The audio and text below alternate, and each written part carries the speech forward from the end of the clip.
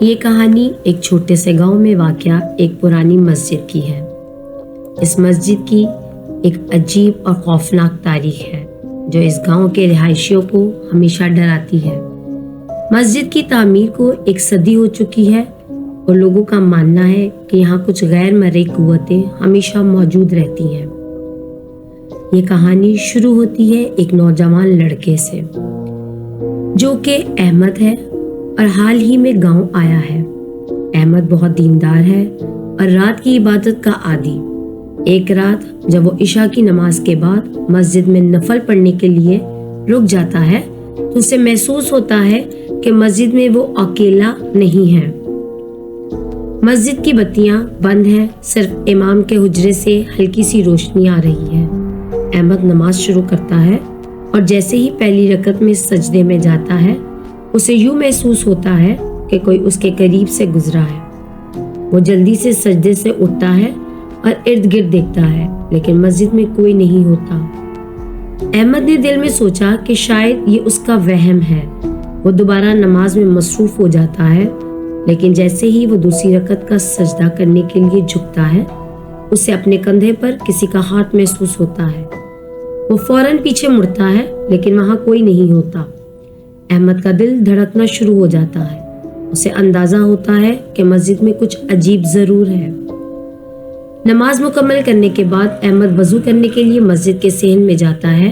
جیسے ہی وہ وضو کر رہا ہوتا ہے اسے مسجد کے اندر سے قدموں کی آواز سنائی دیتی ہے، جیسے کوئی مسجد کے اندر چل رہا ہو، اور وہ فوراً واپس آ جاتا ہے اور دیکھتا ہے کہ ایک سایہ مصلی کے پاس کھڑا ہے۔ یہ سایہ ایک عجیب اور غیر معمولی شکل کا ہوتا ہے۔ احمد کو یوں محسوس ہوتا ہے کہ یہ کوئی انسان نہیں ہے بلکہ کوئی ایسی مخلوق ہے جو اس دنیا کی نہیں۔ احمد ڈر کے مارے آیت الکرسی پڑھنا شروع کر دیتا ہے۔ جیسے ہی وہ آیت الکرسی ختم کرتا ہے سایہ آہستہ آہستہ غائب ہونا شروع ہو جاتا ہے۔ احمد جلدی سے مسجد سے نکل کر امام صاحب کے گھر جاتا ہے اور انہیں ساری بات بتاتا ہے۔ امام صاحب سن کر خاموش ہو جاتے ہیں اور کہتے ہیں کہ یہ کوئی عام واقعہ نہیں ہے۔ اس مسجد میں ماضی میں یہ سب کچھ ہو چکا ہے اور اس طرح کے واقعات پیش آتے رہتے ہیں۔ امام صاحب اس سے بتاتے ہیں کہ مسجد کی تعمیر کے دوران ایک قبر کو ہٹایا گیا تھا اور تب سے وہاں عجیب واقعات ہو رہے ہیں۔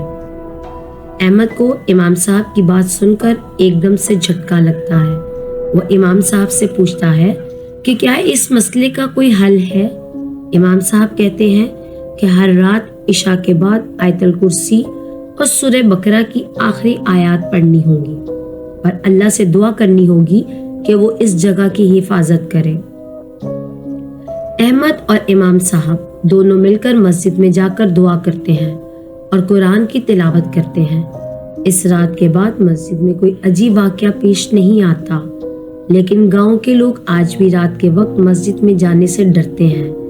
کہتے ہیں کہ وہ سایہ کبھی کبھی دوبارہ نظر آتا ہے، خاص طور پر جب مسجد خالی ہوتی ہے۔ یہ کہانی ایک یاد دہانی ہے کہ اللہ کے گھروں کی حفاظت کرنا اور ان میں عبادت کرنا ہماری ذمہ داری ہے، لیکن کچھ ایسی جگہیں بھی ہوتی ہیں جہاں انسان اور جنات دونوں کا وجود ہو سکتا ہے۔ ہمیں ہمیشہ اللہ کی پناہ مانگنی چاہیے اور اس کی حفاظت میں رہنا چاہیے۔